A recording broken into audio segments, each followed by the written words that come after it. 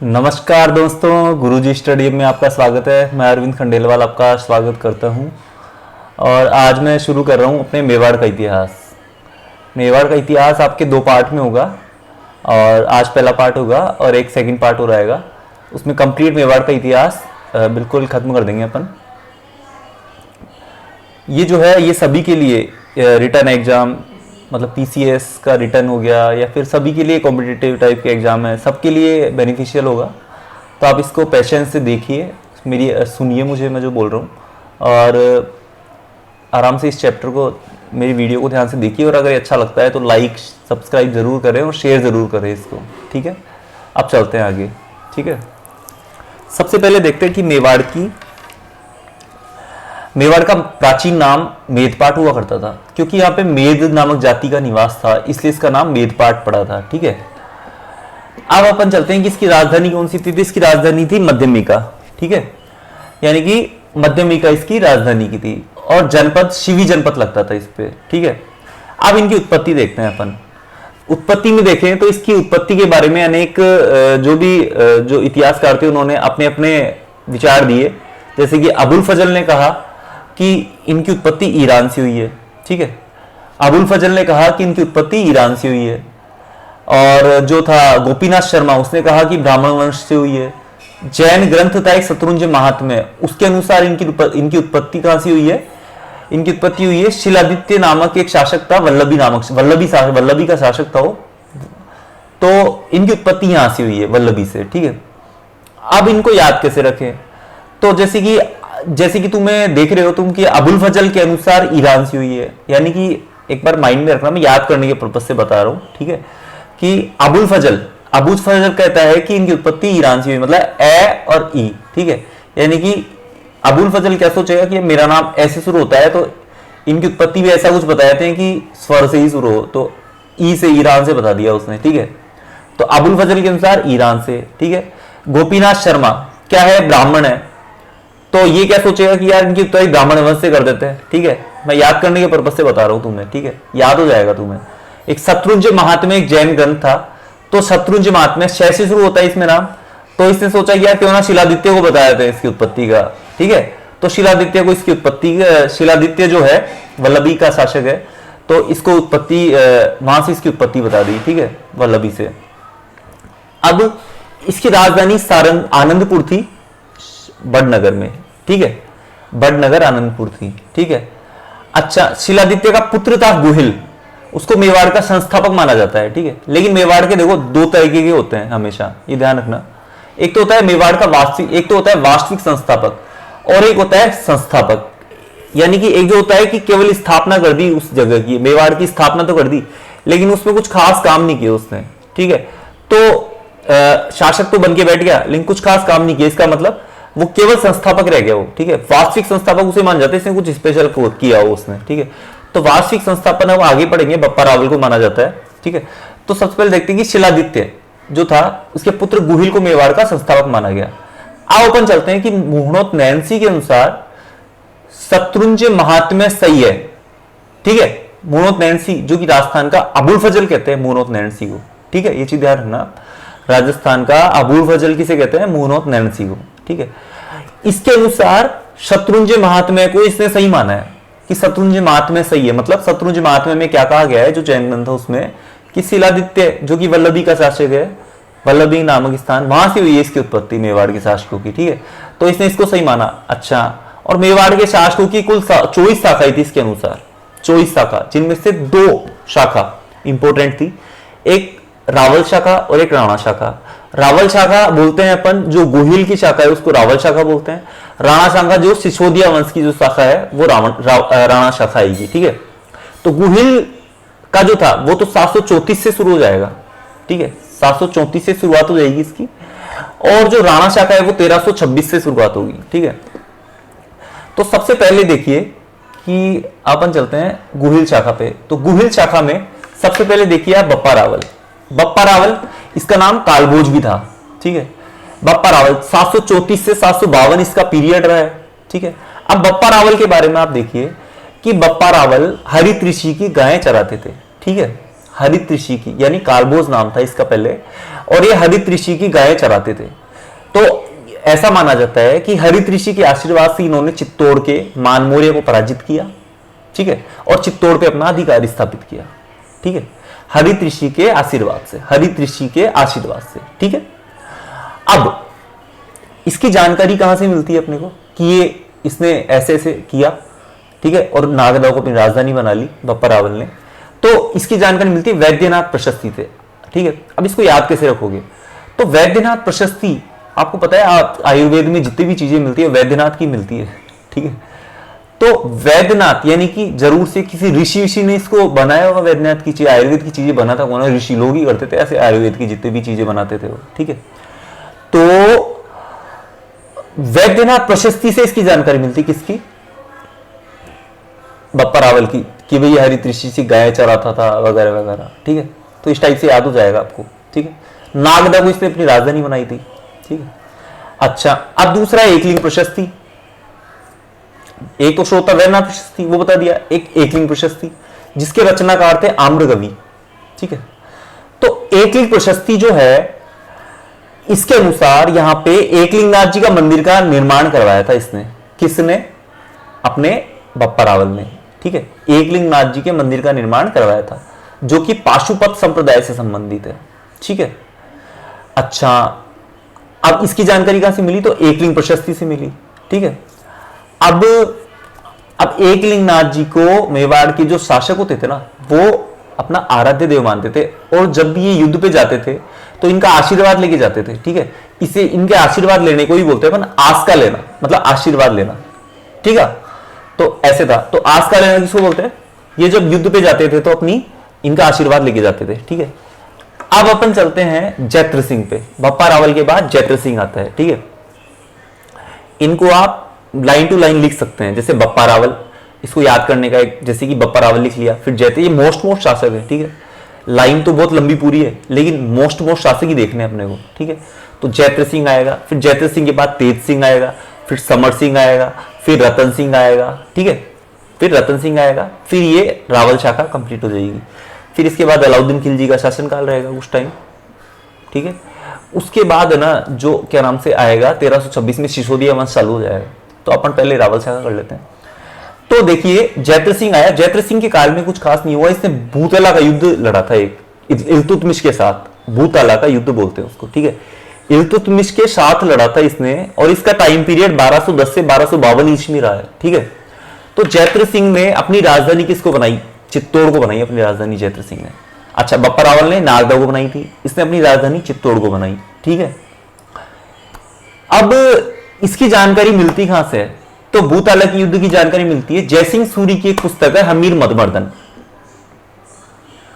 उससे मिलती है, और साथ में चीरवा भी लेके है उससे इसकी जानकारी मिलती है। देखिए नीचे रहा, जयसिंह सूरी की पुस्तक हमीर मदमर्दन और चीरवा भी लेके से इसकी जानकारी मिलती है, ठीक है।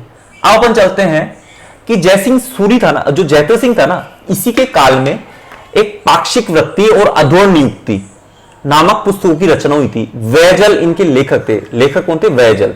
डॉक्टर दशरथ शर्मा जो है ना, वो ऐसे बोलता है कि इसका काल है ना, मेवाड़ का स्वर्णिम काल माना जाता है, मध्यकालीन मेवाड़ का स्वर्णिम काल माना जाता है जैत्र सिंह का काल, ठीक है।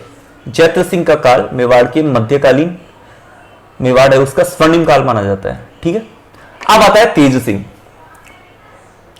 तेज सिंह कैसा था, तेज सिंह की कुछ उपाधियां थी, ठीक है। तेज सिंह के टाइम में एक ग्रंथ लिखा गया था, श्रावक प्रतिक्रमण सूत्र चूर्णी, श्रावक प्रतिक्रमण सूत्र चूर्णी, यह ताड़पत्र पे चित्रित ग्रंथ था ये, ठीक है। कौन सा, श्रावक प्रतिक्रमण सूत्र चूर्णी, ठीक है। कमलनाथ नामक चित्रकार ने इसको रचित, कमलचंद नामक चित्रकार ने इसको रचा था, इसको, इस ग्रंथ के चित्र बनाए थे, ठीक है, तेज सिंह के काल में। अच्छा, ये ताड़पत्र पे चित्रित था, ये राजस्थान का प्रथम चित्रित ग्रंथ था ये, ठीक है। अब इनकी उपाधियां देखते हैं अपन। तो उपाधियों को अपन, 3 उपाधियां देखो, उमापतिवार, लब्ध प्रोढ़ प्रताप, एक होता है परम भट्टारक और एक महाराजाधिराज। तो आप इसको ऐसे याद रख सकते हैं उपाधियों को कि उमा का पति परम तेजस्वी और महान राजा था, अब इसमें से तेज को आप ले लीजिए, ठीक है। तेज यानी तेज सिंह की उपाधियां, ठीक है। अब उमापतिवार, उमा का पति, परम यानी परम भट्टारक, तेजस्वी से तेज को निकाल लिया था अपन ने, और महान राजा यानी महाराजा धीराज, ये इसकी उपलब्धियां हो गई, उपाधियां हो गई, ठीक है। याद करने का तरीका बता रहा हूं सिर्फ, ठीक है। अब आता है समर सिंह अपने, तो तेज सिंह के बाद समर सिंह आता है। तो समर सिंह का टाइम पीरियड रहा 1268 से 1302 ईस्वी, ठीक है। तो समर सिंह ने क्या किया, समर सिंह ने कि समर सिंह के टाइम में एक बार गुजरात से अलाउद्दीन खिलजी की सेना थी एक, ठीक है, तुर्की सेना जो थी अलाउद्दीन खिलजी की, वो गुजरात से वापस लौट रही थी, मतलब वो, ठीक है, गुजरात से लौट रही थी।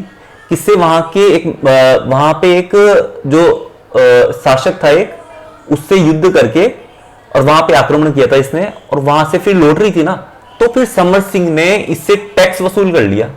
भाई बीच में आ रही है तो टैक्स दो, आपका टैक्स वसूल किया। तो ये बात बुरी लग गई उसको, अलाउद्दीन खिलजी को, मन में पाल रखी थी इसने। तो बाद में जाके जब अपना रतन सिंह का टाइम आएगा, तो 1303 में जो चित्तौड़ का युद्ध होगा, उसका एक कारण ये भी माना जाता है, किसने ये ऐसा कर वसूला था, ठीक है। अच्छा, इसकी जानकारी कहां से मिलती है इस घटना की, तो जिन प्रभु सूरी की पुस्तक है तीर्थकल्प, जिन प्रभु सूरी की पुस्तक तीर्थकल्प से इसकी जानकारी मिलती है। जहां प्रभु लग गए तो तीर्थ पे ही तो रहते हैं प्रभु, तो जिन प्रभु तीर्थकल्प, प्रभु कहां रहते हैं, तीर्थ पे ही रहते हैं, ठीक है। तो जिन प्रभु सूरी की पुस्तक तीर्थकल्प से इसकी जानकारी मिलती है। अब आते हैं अपने रतन सिंह जी, ठीक है। अब एक सेकंड, अपने रतन सिंह जी आते हैं, तो सबसे पहले मैं एक मिनट देख लूं, हाँ ठीक है। अब रतन सिंह जी आते हैं अपने, तो कहां गए, हाँ, रतन सिंह जी की जानकारी के स्रोत। तो रतन सिंह जी की जानकारी मिलती है, अमीर खुसरो की पुस्तक है खजाइन उल फुतू, एक तो इससे, एक मिलती है अपने जो मलिक मोहम्मद जायसी की पुस्तक है पद्मावत, उससे मिलती है इसकी जानकारी। एक मिलती है अपनी मलिक मोहम्मद जायसी की पुस्तक पद्मावती से, एक लब्दोदे की पुस्तक है, लब्दोदे की पुस्तक है गोराबदल पद्मिनी चरित्र, ठीक है, उससे मिलती है। और एक हे रतन की पुस्तक है गोराबदल छिताई, एक इससे मिलती है। एक नारायण दास की पुस्तक है छिताई वार्ता, एक इससे मिलती है, ठीक है। तो इसको एक वर्ड्स में याद कीजिए, देखो एक वर्ड्स में, ऐसे अमीर मालिकों के लब से, अमीर मालिकों के लब से प्रेम रतन का ही नारा निकलता है। अमीर मालिक होते हैं ना, जो मालिक तो अमीर ही होंगे, तो अमीर मालिकों के लब से, लब यानी होठ होते हैं, पता है, तो लब से प्रेम रतन का ही नारा निकलता है। तो अमीर यानी कि अमीर खुसरो, अमीर खुसरो की पुस्तक खजाइन उल फतू, ठीक है। तो अमीर खुसरो की पुस्तक कौन सी, खजाइन उल फतू, ठीक है। एक मालिक यानी मलिक मोहम्मद जायसी की पुस्तक पद्मावत, ठीक है। लब से लब्दोदे की पुस्तक कौन सी, पद्मिनी चरित्र, ठीक है। हे रतन की पुस्तक गोराबदल छिताई, और नारायण दास की पुस्तक छिताई वार्ता, ठीक है। ऐसे याद कर सकते हैं आप इसको, ठीक है। तो इन पांचों इनके नाम याद कर सकते हैं, और इनके सामने का तो मलिक मोहम्मद जैसी पद्मावत याद रह जाएगा आपको, ठीक है। और सब में देखो, अब अपन आगे चलते हैं, ठीक है। तो इनके आक्रमण के कारण, अलाउद्दीन खिलजी ने इस पे आक्रमण किया, इसके क्या कारण हो सकते हैं। अलाउद्दीन खिलजी ने इस पे आक्रमण किया रतन सिंह पे, क्या कारण रहे होंगे, तो इसके कारण ऐसे माने जाते हैं कि सबसे पहला कारण माना जाता है कि अलाउद्दीन खिलजी की एक साम्राज्यवादी नीति थी, मतलब साम्राज्य को बढ़ाना चाहता था, वो साम्राज्य विस्तार करना चाहता था, इसका सबसे बड़ा कारण रहा, ठीक है। नेक्स्ट माना जाता है कि इसकी पत्नी थी ना राणा रतन सिंह की, वो बहुत खूबसूरत थी पद्मिनी, तो इसको भी प्राप्त करना चाहता था, ये भी एक कारण था इसका। एक चित्तौड़ दुर्ग था ना, वो इसका सामरिक महत्व था, मतलब सामरिक महत्व इसका बहुत अच्छा था, मतलब इससे चित्तौड़ दुर्ग जो बनाया गया था ना, ये परिस्थितियों को देखते हुए बनाया गया था कि कोई भी शत्रु देश युद्ध करता है, आक्रमण करता है, तो उनको पता लग जाए हर चीज का, ठीक है, ये इजीली उन पर आक्रमण कर सके, ठीक है, अपना बचाव कर सके। तो इस सामरिक स्थिति बहुत अच्छी थी इसकी, ठीक है। तो इसको देखते हुए इसने इसको प्राप्त करने की सोची, ठीक है। तो ये 3-4 कारण थे इसके। एक सबसे बड़ा कारण था जो समर सिंह वाला, समर सिंह के टाइम में मैंने तुम्हें बताया था कि इसने गुजरात से जो लौट रही थी ना सेना, उससे कर वसूला था इसने, तो कर वसूला था, तो वो भी एक कारण मान जाता है अलाउद्दीन खिलजी के आक्रमण का, ठीक है। तो ये कुछ आक्रमण के कारण हो गए। अब अपन चलते हैं कि अमीर खुसरो ने, एक ऐसा बोला जाता है कि अमीर खुसरो ने, मतलब ऐसा बोलता है ये कि अलाउद्दीन खिलजी है ना, 8 माह तक घेरा बनाए रखा था अलाउद्दीन खिलजी ने इसके चित्तौड़ के दुर्ग का, और अगस्त 1303 में जाके इसने चित्तौड़ के दुर्ग पर अधिकार प्राप्त किया था। और चित्तौड़ में जब ये अधिकार प्राप्त किया था ना, तो जो गोरा बादल थे इसके सेनापति, वो वीरगति को प्राप्त हो गए थे। एक जो इसकी पत्नी थी पद्मनी, उसने जोहर कर लिया था इसने, ठीक है। और जो था रतन सिंह, ये केसरिया हो गया था। मतलब केसरिया, देखो 3-4 शब्द होते हैं, तो केसरिया होता है, एक जोहर होता है, एक साका होता है, और एक होता है बायासा, ठीक है। तो इन चारों का अर्थ समझते हैं अपन। केसरिया क्या होता है कि जब कोई राजा होता है, वो लड़ाई कर रहा है, युद्ध में लड़ाई करते करते उसको ऐसा लगे कि अब तो मैं बीच में, अब तो मेरी जीतने की संभावना बिल्कुल नहीं है, ठीक है। और अगर वो घुटने टेक दे, हार मान ले, तो उसको केसरिया नहीं बोलेंगे अपन, अधीनता स्वीकार कर ले, ठीक है। केसरिया बोलते हैं कि अगर उसको लग जाए ना कि वो मरने वाला है, तो भी वो है ना जो क्या नाम से उससे युद्ध लड़े कि मैं तो वीर गति को प्राप्त होके ही मरूंगा, मतलब मैं उससे युद्ध लड़के ही मरूंगा, भले ही मेरी जान चली जाए, लेकिन मैं इसके आगे घुटने नहीं टेकूंगा। तो इसको बोलते हैं केसरिया करना। जोहर करना क्या होता है? औरतें अपने सतीत्व की रक्षा के लिए जब जोहर, मतलब आग में कूद के जान दे देना या जल में कूद के जान दे देना, इनको बोलते हैं जोहर, ठीक है। जैसे कि पद्मिनी ने किया था। अच्छा, अब जब जोहर और केसरिया दोनों साथ साथ हो, जैसा कि चित्तौड़ के दुर्ग में हुआ, चित्तौड़ के युद्ध में हुआ, ठीक है, जोहर और केसरिया साथ साथ हो तो उसे बोलते हैं साका, ठीक है। चित्तौड़ का पहला साका था 1303 में, जो कि यहां पे हुआ था, ठीक है। और बायासा क्या होता है? बायासा होता है जब सामूहिक रूप से जोहर किया जाता है ना महिलाओं द्वारा, सामूहिक रूप से, तो उसको बोलते हैं बायासा, ठीक है। अब अपन चलते हैं आगे। अच्छा, एक फैक्ट और है इसमें कि भटनेर दुर्ग में दूलचंद के काल में हिंदू मुस्लिम दोनों संप्रदाय की महिलाओं ने जोहर किया था, ठीक है। हिंदू मुस्लिम दोनों संप्रदाय की महिलाओं द्वारा कहां पे जोहर किया गया था? भटनेर दुर्ग में। ये क्वेश्चन आ सकता है कि कहां पे हिंदू मुस्लिम यानी संप्रदाय की महिलाओं द्वारा जोहर किया गया था, तो ये भटनेर दुर्ग में दूलचंद के काल में होता है, ठीक है। अब अपन चलते हैं, देखो अपना ये कंप्लीट हुआ रावल शाखा। अपन चलते हैं राणा शाखा, सिसोदिया वंश की। इसके बाद देखो रावल शाखा हुई ना, इसके बाद अलाउद्दीन खिलजी जीत गया था इसने। फिर बाद में इसने अपने एक जो था क्या नाम उसका, जलालुद्दीन खिलजी नहीं, सॉरी, हाँ जलालुद्दीन खिलजी, उसको वहां पे तैनात कर दिया था, वहां पे इनका शासन संभला दिया था, ठीक है। और उसके बाद खुद तो चला गया था वापस अपने दिल्ली सल्तनत पे, ठीक है। और फिर बाद में लगभग 1326 तक इन्होंने जैसे भी मतलब इन लोगों का शासन रहा, बाहरी लोगों का। फिर बाद में वापस चित्तौड़ में राणा शाखा का शासन शुरुआत हुई, ठीक है, शासन की, ठीक है। तो अब अपन देखते हैं कि राणा शाखा में जो है सिसोदिया वंश की शुरुआत, तो हमीर सिसोदिया चालू होती है, ठीक है। हमीर सिसोदिया ने इसकी शुरुआत की 1326 से 1364 तक रहा ये हमीर सिसोदिया। हमीर सिसोदिया की कुछ उपाधियां थी, जैसे कि विषम घाटी पंचानन और वीर राजा की उपाधि। अच्छा, तो विषम घाटी पंचानन क्यों बोलते थे इसको? क्योंकि ये विषम परिस्थितियों में भी अडिग रहना जानता था, अडिग रहता था विषम परिस्थितियों में, इसलिए इसको विषम घाटी पंचानन और वीर राजा इसकी उपाधि, ठीक है। तो ये दो उपाधियां थी इसकी। अब चित्तौड़गढ़ दुर्ग में इसने अन्नपूर्णा माता के मंदिर का निर्माण करवाया, ठीक है, हमीर ने। और बांसवाड़े के निकट सिंगोली नामक स्थान पर मोहम्मद बिन तुगलक के साथ इसने युद्ध किया था, ठीक है। मोहम्मद बिन तुगलक के साथ इसने युद्ध किया था सिंगोली नामक स्थान पर, इसको सिंगोली का युद्ध भी बोलते हैं। मोहम्मद बिन तुगलक के साथ इसने युद्ध किया था, ठीक है। अब आते हैं अपन क्षेत्र सिंह। क्षेत्र सिंह का जो शासनकाल रहा वो 1364 से 82 तक रहा, 1382 तक, ठीक है। क्षेत्र सिंह, इसके काल में मेवाड़ मालवा संघर्ष की शुरुआत हुई थी, ठीक है।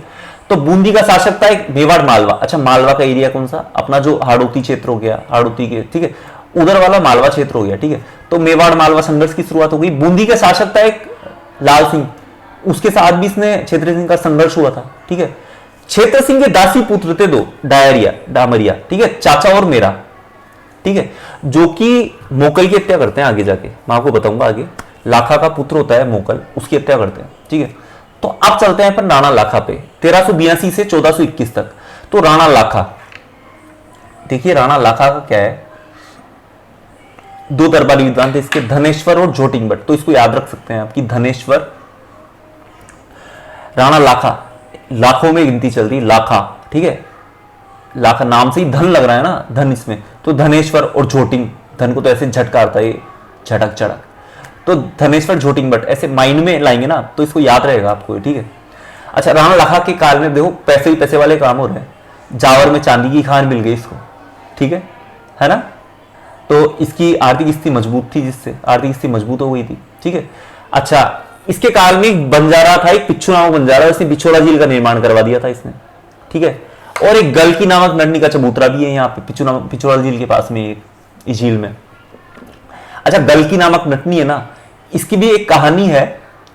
इसकी कहानी क्या है कि एक बार क्या हुआ, ये क्या है कि राजा ने इससे शर्त लगाई कि तुम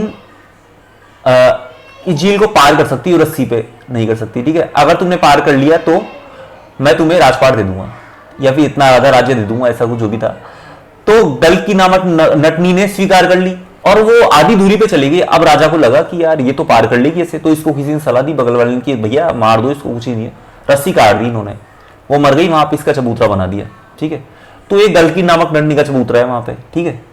अच्छा, राणा लाखा की एक स्टोरी है कि राणा लाखा है ना, एक राव रणमल है, उसकी बहन है हंसाबाई, ठीक है। उससे शादी करना चाहता था राणा लाखा। अब जो हंसाबाई थी उसने शर्त रखी कि मैं आपसे शादी तभी करूंगी जब अपन दोनों जो बेटा होगा ना उसी को गद्दी पे बिठाओगे, ठीक है। तो फिर बाद में ठीक है, ये शर्त मंजूर हो गई, शादी हो गई दोनों की। इसके बाद लाखा का बड़ा बेटा तो था कुंवर चूड़ा, और इन दोनों से जो बेटा हुआ वो था मोकल, ठीक है। तो मोकल जो हुआ ना, तो हंसाबाई और इसका बेटा था ये मोकल, राणा लाखा का, ठीक है। तो शर्त के अनुसार इसने मोकल को राजा बनाया, ठीक है। अब मोकल का संरक्षक बनाया किसको, कुंवर चूड़ा को। तो कुंवर चूड़ा को मेवाड़ का भीष्म पितामह कहा गया, ठीक है, क्योंकि ये संरक्षक बना उसका, ठीक है। इसको मेवाड़ का भीष्म पितामह बोलते हैं इसको, कुंवर चूड़ा को, ठीक है। इसके बाद ये कुंवर चूड़ा क्या हुआ, ये संरक्षक था, अपना धर्म भी निभा रहा था अच्छे से, संरक्षक धर्म जो होता है, लेकिन ये क्या है कि इस पे शक बहुत करती थी ये, कौन, हंसाबाई, कि मन का ये कहीं गद्दी तो हासिल नहीं कर लेगा। तो इस शक के कारण इसने ये छोड़ के ही चला गया, यहाँ से चित्तौड़ छोड़ के मांडू चला गया, ठीक है। कुंवर चूड़ा मांडू गुजरात में पड़ता है, वहां चला गया इसको, ठीक है। अच्छा, अब होता है कि पाठ और ठाठ पद्धति क्या होती है। पाठ और ठाठ पद्धति होती है, इसने शुरुआत है ना राणा लाखा के टाइम में ही हुई थी इसकी शुरुआत। इसके तहत क्या होता है कि शासन के वास्तविक अधिकार कुंवर चूड़ा के पास थे, ठीक है। पाठ और ठाठ पद्धति के तहत क्या होता है कि शासन के वास्तविक अधिकार कुंवर चूड़ा के पास थे, ठीक है ना। ये पाठ और ठाठ पद्धति थी, ठीक है। अब अपन चलते हैं नेक्स्ट, मोकल लाखा का जो पुत्र था। मैंने आपको बताया कि हंसाबाई के द्वारा कुंवर चूड़ा को संदेह कारण कुंवर चूड़ा मांडू चले गए थे। अच्छा, फिर बाद में मोकल की हत्या कर दी चाचा और मेरा ने, क्षेत्र सिंह के दासी पुत्र थे चाचा और मेरा, उन्होंने हत्या कर दी। अब देखो मोकल का टाइम रहा 1421 से 33 तक रहा, 1433 तक। इसके बाद 1433 से 1468 तक कुंभा आ जाते हैं अपने, राणा कुंभा जो कि एक बहुत जबरदस्त व्यक्तित्व था उनका, एक कला, कटार, कलम, ये तीनों चीज उनमें शामिल थी, मतलब उनके व्यक्तित्व की चीजें थी, कला, कटार और कलम, तीनों में पाएंगे थे, ठीक है। जैसे कि इनकी अपन देखें तो इनकी उपाधियां भी थी बहुत अच्छी अच्छी कुंभा की, जैसे कि हिंदू सुल्तान की, ठीक है, हिंदुओं का रक्षक माना जाता था इसको, ठीक है। अभिनव भट्टाचार्य, ठीक है, अपने हाल गुरु, चाप गुरु, राणे राय, राणो रासो, ठीक है, नाटक राजकर्ता, ठीक है, इस टाइप से ये सब इनकी उपाधियां थी। अच्छा, अब कुंभा को जो है कुंभा के गुरु कौन थे, तो कुंभा के गुरु थे हीरानंद, और कुंभा के संगीत गुरु सारंग व्यास थे, ठीक है। अब कुंभा ने जो रचनाएं लिखी थी वो कौन कौन सी थी, तो देखो कुंभा की रचनाएं हैं से शुरू होती है। देखो सबसे पहले मैं आपको बताऊं, ये याद रखने का तरीका, ठीक है। से शुरू होती संगीत राज, संगीत मीमांसा, सूद प्रबंध, चीज देखी ना आपने, से शुरू हो रही है सारी, संगीत राज, संगीत मीमांसा, सूद प्रबंध, संगीत का तो वैसे ही प्रेमी था तो संगीत राज, संगीत मीमांसा, सूद प्रबंध, कामराज रतिसार और हरवर्ती का, ठीक है, ये इसकी कुंभाद्वारा रचित पुस्तकें थी, ठीक है। अब क्या है, कुंभा के जानकारी कहां से मिलती है इतनी? तो देखो कुंभा की जानकारी मिलती है, एक तो श्यामल दास की पुस्तक वीर विनोद, श्यामल दास द्वारा रचित पुस्तक थी वीर विनोद, उससे जानकारी मिलती है, ठीक है। और एक मिलती है कानड़ व्यास की पुस्तक थी एकलिंग महात्म्य, उससे मिलती है। और एक कुंभलगढ़ दुर्ग में स्थित एक नामदेव मंदिर है, उससे 3 चट्टानें हैं, वहां से प्राप्त होती है इसकी जानकारी, कुंभलगढ़ दुर्ग में। अब तुमने एक सिमिलरिटी देखी इनमें, तीनों का कैसे शुरू हो रहा है। देखो कुंभा की जानकारी स्रोत, कुंभा का नाम भी कैसे शुरू होता है और जानकारी स्रोत भी कैसे शुरू होता है, कवि श्यामल दास की पुस्तक, कानड़ व्यास की पुस्तक, ठीक है, और कुंभलगढ़ दुर्ग स्थित, ठीक है। तो यानी कि जानकारी स्रोत कहां से मिल रहे हैं, श्यामल दास, कवि श्यामल दास की पुस्तक वीर विनोद, ठीक है, कानड़ व्यास की पुस्तक एकलिंग महात्म्य, कुंभलगढ़ दुर्ग स्थित नामदेव मंदिर से प्राप्त 3 चट्टानों से इसकी जानकारी मिलती है। याद रख सकते हैं आप इजीली, ठीक है। अब अपन चलते हैं कुंभा के दरबारी विद्वान कौन थे। तो 3 विद्वान थे इसके खास दरबारी, मंडन था एक नापा था और एक था जैन आचार्य सोमदेव, ठीक है। तो मंडन द्वारा रचित पुस्तकें, मंडन द्वारा रचित जो पुस्तकें थी वो कौन सी थी? देखो मंडन है, दरबारी विद्वान है, एक पुस्तक तो खुद के नाम पे रखेगा जरूर से, वास्तु मंडन नाम से रख दी खुद के नाम पे, ठीक है। बाकी पुस्तक राजा का है, दरबारी विद्वान है तो राजा के उस पर भी रखेगा। तो एक तरह से राजवल्लभ, राजप्रासाद, ठीक है, और एक देवमूर्ति प्रकरण नाम से रख दी, ठीक है। तो इस टाइप से आप याद रख सकते हैं। एक है एक गुजराती शिल्पकार था, ये ध्यान रखना है इसका, एक नापा है, तो नापा ने कौन सी वास्तु मंजरी नाम से पुस्तक लिखी थी, ठीक है। अब एक जो जैन आचार्य सोमदेव था, ठीक है। अब क्या होता है कि शासक बना कुंभा, शासक बनती उसके सामने कुछ प्रॉब्लम्स आई। क्या प्रॉब्लम्स आई कि एक तो है ना रणमल का बढ़ता प्रभाव, रणमल जो था ना, जो हंसा भाई का भाई था, उसका प्रभाव बहुत ज्यादा बढ़ा रहा था वो इस पे, ठीक है। तो उसके बढ़ते प्रभाव को कम करना था एक तो, ठीक है, एक तो ये समस्या थी। एक पिता मोकल की हत्या जो चाचा और मेरा ने करी थी, तो उनका बदला लेना था, ठीक है। तो ये 2-3 समस्याएं थी उसके सामने। तो समस्याओं को सोल्व कैसे किया इसने कि सबसे पहले तो रणमल, चाचा और मेरा की हत्या तो रणमल के द्वारा करवा दी, और रणमल की हत्या भारमली थी उसकी, एक भारमली इसको प्रेम करती थी राणा कुंभा को, ठीक है, और रणमल भारमली को प्रेम करता था, तो भारमली से हत्या करवा दी किसकी, रणमल की, जहर देके, ठीक है। अब अपन चलते हैं आवल बावल की संधि, इसमें एक आवल बावल की संधि भी हुई थी। तो आवल बावल की संधि में क्या था कि मेवाड़ और मारवाड़ की सीमाओं का निर्धारण किया गया था इसमें, ठीक है। ये राव जोधा और राणा कुंभा के बीच हुई थी, ठीक है ना। तो मारवाड़ में राव जोधा और मेवाड़ में राणा कुंभा, ठीक है। तो इन दोनों के बीच ये संधि हुई थी, और इस संधि के बाद राव जोधा ने अपनी पुत्री श्रृंगार देवी का विवाह इसके साथ कर दिया था, कुंभा के पुत्र रायमल से कर दिया था श्रृंगार देवी का विवाह। और श्रृंगार देवी ने एक गोसुंडी बावड़ी का निर्माण किया था, इसी श्रृंगार देवी ने चित्तौड़गढ़ में, ठीक है, गोसुंडी बावड़ी का।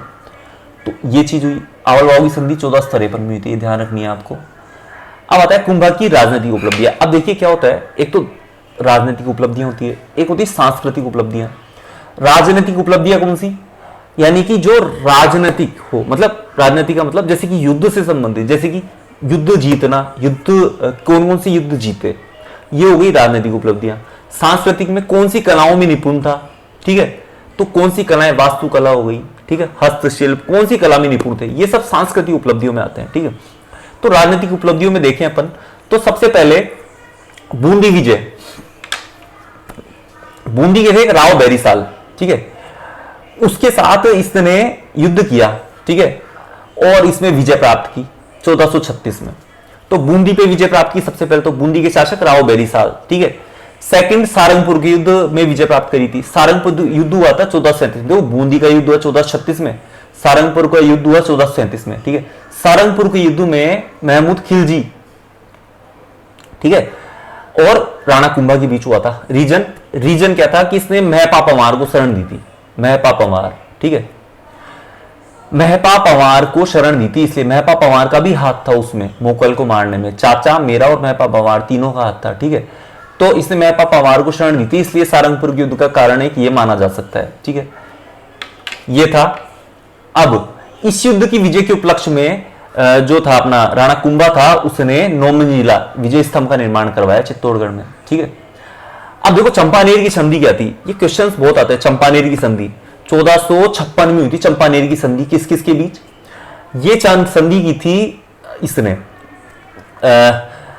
जो महमूद खिलजी था, इसने गुजरात के महमूद शाह के साथ मिलके, ठीक है, राणा कुंभा के विरुद्ध ये संधि करी थी, राणा कुंभा को हरा सके, ठीक है। लेकिन 1457 में बदनौर में युद्ध हुआ इनके बीच, और बदनौर में इसने विजय प्राप्त करी कुंभा ने। बदनौर के युद्ध में इसने चंपानेर संधि को विफल कर दिया और इनको पराजित कर दिया राणा कुंभा ने, और इस विजय के उपलक्ष्य में इसने कुशाल माता का मंदिर का निर्माण करवाया था, ठीक है। तो चंपानेर की संधि को इसने विफल कर दिया। अब आता है कुंभा। अब देखो कुंभा की सांस्कृतिक उपलब्धियां देखते हैं अपन, ठीक है। तो सांस्कृतिक उपलब्धियों में क्या था कि इसने एक तो कौन से किले बनवाए, ये सब भी सांस्कृतिक उपलब्धियों में आते हैं, ठीक है। कौन सी वास्तुकला, ये सब सांस्कृतिक उपलब्धियों में लिख सकते हो आप, ठीक है। तो किलों के निर्माण में जैसे कि इसने वसंती दुर्ग का निर्माण करवाया सिरोही में, ठीक है, सिरोही की रक्षा के लिए वहां पे वसंती दुर्ग का निर्माण करवाया। एक इसने निर्माण करवाया, ये देखिए वसंती दुर्ग का निर्माण सिरोही की रक्षा के लिए करवाया, ठीक है। एक इसने निर्माण करवाया चित्तौड़ में जो किला बनाया था ना, ये देखिए सिरोही के निकट वसंत दुर्ग का निर्माण करवाया सिरोही को सुरक्षित रखने के लिए। अच्छा, आबू में अचलगढ़ दुर्ग का निर्माण करवाया। आबू भी कहां पड़ता है, सिरोही में पड़ता है ना। और मेवाड़ मारवाड़ की सीमा पर तुम्बलगढ़ दुर्ग का निर्माण करवाया ताकि नजर रखी जा सके, ठीक है, शत्रु पे, इसलिए। अच्छा, अब ये जो भी मंदिर बनवाए थे ना इसने, कुंभलगढ़, चित्तौड़गढ़, अचलगढ़, सब जगह, तो वहां पे इसने भूरे रंग के पत्थरों का प्रयोग किया था एक तो, और एक इसने वहां पे नागर शैली का प्रयोग किया था। अच्छा, ये मंदिर निर्माण की शैलियां हैं, कुछ 3 शैलियां हैं, नागर, द्रविड़ और वैश्य शैली। ये आप कला संस्कृति में पढ़ेंगे जब मैं आपको लेक्चर लाऊंगा, ठीक है। तो नागर, द्रविड़ और वेसर शैली है ना, तो नागर शैली नॉर्थ भारत की, उत्तर भारत की शैली, ठीक है, नॉर्थ इंडिया की। द्रविड़ शैली साउथ इंडिया की है, और वेसर शैली है जो मध्य की है, ठीक है। तो इसने नागर शैली का प्रयोग किया था अपने, ठीक है, मंदिरों में, और भूरे रंग के पत्थरों का प्रयोग किया था। अच्छा, चित्तौड़गढ़ में जो कुंभश्याम मंदिर है वो प्राचीन मंदिरों की श्रेणी में रखा गया, ठीक है। अब क्या किया इसने, दुर्ग में सामरिक महत्व का ध्यान रखा गया, मैंने आपको बता ही दिया। अब अपन चलते हैं, एक कीर्ति स्तंभ का निर्माण भी करवाया था जो कुंभा था उसने, मतलब चित्तौड़ दुर्ग का पुनर्निर्माण करवाते हुए कीर्ति स्तंभ का निर्माण करवाया था इसने, ठीक है। तो इसने कौन कौन से, विजय स्तंभ का निर्माण, कीर्ति स्तंभ का निर्माण, किलों में कौन कौन से, जैसे वसंती दुर्ग का निर्माण करवाया, अपने अचलगढ़ दुर्ग का निर्माण करवाया, आबू में अचलगढ़ दुर्ग का निर्माण जो सिरोही में है, ठीक है, आबू में अचलगढ़ दुर्ग का निर्माण है ना, वसंत दुर्ग सिरोही में, वेवाड़ मारवाड़ी सीमा पर कुंभलगढ़ दुर्ग का निर्माण, ठीक है। तो ये आप याद रख सकते हैं, ठीक है। कर्नल जेम्स टोड ने तो कीर्ति स्तंभ को कुतुब मीनार से भी श्रेष्ठ बताया है, इतना जबरदस्त, इतना अच्छा बनाया इसने कीर्ति स्तंभ कि वहां पे इसे, इसकी मूर्ति कला भी इसके टाइम में इतनी उत्तम थी कि हिंदू देवी देवताओं का अजायबघर कहा जाता है कीर्ति स्तंभ को, ठीक है। अब आता है इसके बाद रायमल। तो रायमल की अपन बात करें तो 1473 से 1509 ईस्वी। अच्छा, इससे पहले, रायमल से पहले इसने उदा, कुंभा का एक बेटा था उदा, ठीक है। उदा को मेवाड़ का पितरंता कहा जाता है, ठीक है, क्योंकि इसने अपने पिता कुंभा की हत्या कर दी थी इसने, और खुद गद्दी में बैठ गया था। 1400, हालांकि ये ज्यादा टाइम तक नहीं रहा था, 1468 में हत्या करी, 1473 तक रहा था, फिर बाद में रायमल आ गया था। रायमल भी इसका एक बेटा था, ठीक है, ठीक है। अब रायमल जो है ना 1473 से 1509 तक ये शासन पे रहा। इसने 3 रायमल की जो उपलब्धियां थी, 3 जलाशयों का निर्माण करा, राय, शंकर और समया संकट, ठीक है। राय, शंकर, और देखो राय तो खुद के नाम से है ही, और शंकर और समया संकट दोनों में शेष आ रहा है, तो याद कर लीजिए राय, शंकर और समया संकट, ठीक है, ठीक है। अब क्या था, रायमल के देखो 3 पुत्र थे, एक पृथ्वीराज था, एक राम था, और एक ये था संग्राम सिंह था। तो देखो पृथ्वीराज सिसोदिया था ना, उसको उड़ना राजकुमारी बोलते हैं, बहुत तेज धावक था ये, बहुत तेज गति से चलता था, इसे तेज धावक बोलते हैं इसको, ठीक है। एक था जो संग्राम सिंह था, वो तो राणा सांगा था, इसका तो अपन डिटेल में पढ़ेंगे, ठीक है। जो था ये पृथ्वीराज था, इसने क्या किया, अजमेर में अजमेरू दुर्ग का निर्माण करवाया था, और इस दुर्ग का नाम इसने अपनी पत्नी थी ना ताराबाई, उसके नाम पे तारागढ़ रख दिया था इसका नाम, ठीक है। एक ये चीज है। अच्छा, पृथ्वीराज सिसोदिया 12 खंभों की छतरी कुंभलगढ़ दुर्ग में है, ठीक है, ये चीज ध्यान रखनी है आपको। अब आता है संग्राम सिंह। संग्राम सिंह रहता है अपने 1400 जो 1509 से और 1528 तक रहता है संग्राम सिंह, ठीक है। इसी को राणा सांगा बोलते हैं अपन। इसी के 2-3 नाम है, 2 नाम है, जैसे हिंदूपथ और सैनिकों का भग्नावेश। सैनिकों का भग्नावेश, सैनिकों का भग्नावेश मतलब पता है इसके शरीर पे 80 से ज्यादा घाव होते इसके शरीर पे, ठीक है। इसलिए इसको सैनिकों का भग्नावेश बोलते हैं इसको। अच्छा, इसके टाइम में सबसे जो कठिनाइयां आई थी इसको, वो क्या आई थी कठिनाइयां? तो सबसे ज्यादा इसको कठिनाई आई थी कि एक तो इसके टाइम में मालवा और जो मालवा था ना, और दिल्ली का शासक था जो इब्राहिम लोदी, वो भी यहाँ पे शासन करना चाहता था, और मालवा ये भी साम्राज्य विस्तार कर रहे थे। तो इसके सामने कुछ समस्याएं थी, ठीक है। तो क्या हुआ कि जैसे कि सबसे पहले इसके संबंध में एक कहानी भी है कि जैसे कि ये तीनों भाई है, दोनों भाई, ये एक बार क्या है ज्योतिषी के पास गए और अपना अपना भविष्य जानने। तो ज्योतिषी ने बताया कि ये तो क्या नाम से बहुत बड़ा राजा बनेगा संग्राम सिंह, ठीक है। तो संग्राम सिंह बहुत बड़ा राजा बनेगा, तो बहुत बड़ा शासक बनेगा। तो फिर बाद में इसी भाइयों ने इसको आंख में मतलब इसको मारने की कोशिश की, ठीक है। तो लेकिन ये बचता हुआ वहां से भागा, और बचता हुआ भाग के वहां से अजमेर चला गया करमचंद के यहाँ, ठीक है। वहां पे शरण ली से जाके, और जब ये शासक बना ना, उसके बाद इसने करमचंद को रावत की उपाधि दी थी इसने, ठीक है, शासक बनने के बाद। अब क्या है कि जैसे कि आपको बताऊं कि राणा सांगा और बाबर की, देखो अब क्या है, राणा सांगा के टाइम में कुछ युद्ध हुए, इसकी जो राजनीतिक उपलब्धियां हैं वो देख लेते हैं अपन, ठीक है। तो इसके टाइम में बहुत से युद्ध हुए थे और इसने बहुत से युद्ध जीते थे, ठीक है।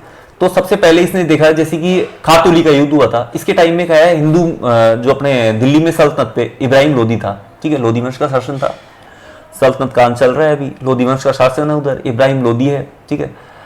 अब इब्राहिम लोदी और बाबर के बीच युद्ध हुआ पहला, उसको खातुली का युद्ध बोलते हैं, 1517, ठीक है। खातुली का युद्ध 1517 में हुआ था, वैसे 1718 बोलते हैं, 1517 में हुआ था ये, ठीक है। तो इसमें सांगा की विजय हुई थी, राणा सांगा और इब्राहिम लोदी के बीच, ठीक है। इसके बाद नेक्स्ट युद्ध हुआ था बांडी का युद्ध, जो कि 1519 में हुआ था। यह भी सांगा और इब्राहिम लोदी के बीच हुआ, इसमें भी इसी की विजय हुई सांगा की। उसके बाद 1519 में ही गागरोन का युद्ध हुआ, ये सांगा और महमूद खिलजी सेकंड के बीच हुआ। फर्स्ट तो कौन था, जो सारंगपुर का युद्ध हुआ था राणा कुंभा और महमूद खिलजी फर्स्ट के बीच, वो था। सेकंड कौन है, जो महमूद खिलजी सेकंड से राणा सांगा का युद्ध हो रहा है, गागरोन का युद्ध बोलते हैं इसे, ठीक है। तो ये युद्ध हुआ था 1519 में, इसमें भी राणा सांगा की विजय हुई थी, ठीक है। इसके बाद बयाना का युद्ध हुआ था 1526 में, ठीक है। तो बयाना के युद्ध में इसकी जो है, बयाना के युद्ध में भी राणा सांगा ही विजय हुआ था बाबर से, बाबर और राणा सांगा के बीच हुआ था। लेकिन इसमें इसकी सबसे बड़ी गलती क्या रही राणा सांगा की, कि राणा सांगा जब युद्ध में जीत गया ना, उसके बाद भी 1 महीने तक जो भुसावर है एक भरतपुर में, वहीं पे रहा ये, इसने कोई रणनीति नहीं बनाई। जबकि उधर से बाबर पूरी रणनीति या पूरी चाल चल रहा था कि इसको युद्ध में हराना है, ठीक है। तो बाद में उसने खानवा का युद्ध लड़ा, एक खानवा का युद्ध हुआ 1527 में, और उसमें बाबर जीत गया, उसमें खानवा के युद्ध में, जो कि बाबर राणा सांगा के बीच हुआ था, ठीक है। तो उसमें बाबर क्यों जीता, एक तो सबसे बड़ा रीजन ये, जैसे कि मैंने बताया कि एक तो 1 महीने तक वो वही भुसावर में रहा, भरतपुर का एक जगह का नाम है, वहीं पर रहा लंबे टाइम तक, 1 महीने से उसने कोई रणनीति नहीं बनाई, ठीक है। अब इसके कई कारण और भी हो सकते हैं, कुछ खास रणनीति नहीं बनाई इसने, ठीक है। एक कई कारण और भी हो सकते हैं, जैसे कि एक तो क्या था कि जो बाबर के पास तोप खाना था, एक बाबर के पास तोप खाना, ठीक है, वो इसका कारण हो सकता है बाबर की विजय का और राणा सांगा की पराजय का। बाबर के पास तुलगमा पद्धति से, जो कि बाबर ने उज्बेकों से सीखी थी, उज्बेकों से, ठीक है। तो वो तुलगमा पद्धति भी एक बाबर के विजय का कारण हो सकता है, तुलगमा पद्धति, ठीक है। इसमें क्या, तुलगमा पद्धति में क्या होता था कि ये आप देखिए, देखो मैं आपको बताऊं, 1 सेकंड रुकिए आप। तुलगमा पद्धति में आगे और पीछे से घेर के दुश्मन को और युद्ध किया जाता था, ठीक है। तो एक ये हो सकता था। एक था सलहदी तंवर ने विश्वासघात कर लिया था, जो कि पहले राणा सांगा के साथ था और बाद में अंतिम टाइम में मुगलों के साथ हो गया था वो, ठीक है। तो इसके विश्वासघात के कारण भी राणा सांगा की पराजय मानी जा सकती है या बाबर की विजय मानी जा सकती है। ठीक है, क्वेश्चंस में कैसे भी आ सकता है, बाबर की राणा सांगा या तो हो सकता है बाबर की विजय के कारण पूछ ले तो आप ये बता सकते हैं, सांगा की पराजय के कारण पूछ ले तो भी आप ये बता सकते हैं। ठीक है, एक उस्मानिया रूमी विधि थी इसकी। ठीक है, रूमी विधि का यूज किया था इसने। ठीक है, तो ये सब आप बता सकते हैं। अच्छा, अब सांगा की पराजय के कारण में और भी कारण हो सकते हैं, जैसे कि एक रसब्रुक विलियम्स था एक, उसके अनुसार रसब्रुक विलियम, उसके अनुसार वो क्या मानता है कि जो है ना राणा सांगा और अफगान, राणा सांगा के साथ अफगानों के संबंध है ना, ये एक अपवित्र गठबंधन माना जाता है। उसके अनुसार ऐसा संबंध नहीं होना चाहिए, ये एक अपवित्र गठबंधन मानता था वो। ठीक है, तो ये था एक। ठीक है ना, अब अपन चले कि एक सेकंड में एक देख लो एक बार ये, हाँ ठीक है कोई नहीं। अब अपन चले कि इनमें एक तो सलज तंवर ने विश्वासघात किया था, ये एक पराजय कारण है। एक राणा सांगा जब घायल हो गया था ना तो संचालन करने में भी वो असमर्थ हो गया था। ठीक है, तो ये भी एक इसका कारण मान जा सकता है और इनमें एकता का भी भाव था। ठीक है, और राजपूत सेना में पैदल सेना ज्यादा थी, ये भी एक सबसे बड़ा कारण है। ठीक है ना, पैदल सेना ज्यादा थी। अच्छा, राणा सांगा ने खानवा के युद्ध में ये चीज ध्यान रखना, पाती पेरवन प्रथा का प्रयोग किया था। पाती पेरवन प्रथा क्या होती है कि पाती पेरवन प्रथा होती है कि सभी राजपूत जितने भी सरदार है ना उनको इनवाइट किया जाता है युद्ध के लिए। ठीक है, कि आप युद्ध में साथ दीजिए हमारा, तो ये होती है। और इस पाती पेरवन प्रथा का पालन किया था इसने। ठीक है, अच्छा अब आते हैं कि कर्नल जेम्स टोड के अनुसार राणा सांगा की ओर से 7 राजा आए थे, 9 राव, 104 सरदारों ने युद्ध में हिस्सा लिया था। ठीक है, अब राजा, अब इनमें कौन कौन थे, जैसे कि आमेर से, जैसे कि आप अलग अलग मैप में देखेंगे तो आमेर से पृथ्वीराज कछवाहा था, ईडर का भारमल था। ठीक है, अपने बीकानेर से कल्याणमल था। ठीक है, और सादड़ी का झाला अज्जा था, और मुस्लिम सरदार था हसन खां मेवाती। ठीक है, चंदेरी का मेदिनी राय था, भरतपुर का अशोक पंवार था। ठीक है, ये मारवाड़ का गंगा की ओर से मालदेव था। ठीक है, ये इसके आए थे वहां से युद्ध लड़ने। ठीक है, अब अपन ने बीच में कुछ चीजें छोड़ी है इसकी, वो चीज देख लेते हैं एक बार। ये देखिए, ये अपन ने युद्ध देख ही लिए खातुली का। ठीक है, ये युद्ध के कारण देख लिए अपन ने। अच्छा, बाबर सांगा की युद्ध के कारण क्या हो सकते हैं, तो बाबर और राणा सांगा की युद्ध के बीच कारण ये हो सकते हैं कि एक तो दोनों ही महत्वाकांक्षी थे।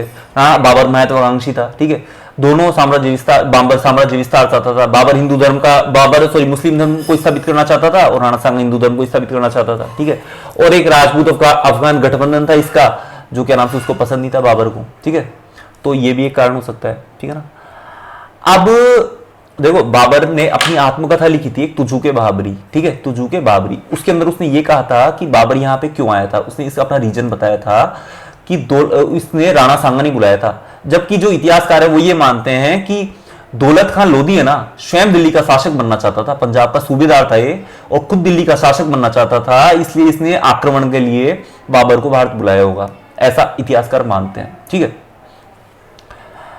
अब अपन चलते हैं, देखिए नीचे। अच्छा, अब क्या हुआ कि जब युद्ध लड़ रहा था ये राणा सांगा तो घायल हो गया, तो झाला अज्जा था इसका सेनापति। ठीक है, उसने इसका वाला वो पहन लिया था, झायल अज्जा ने इसका स्थान ले लिया था। ठीक है, इसका स्थान ले लिया था, और इसका स्थान ले लिया था ना, तो फिर बाद में इसको वो समझ के, मतलब राणा सांगा समझ के इसको मार दिया था वहां पे सैनिकों ने।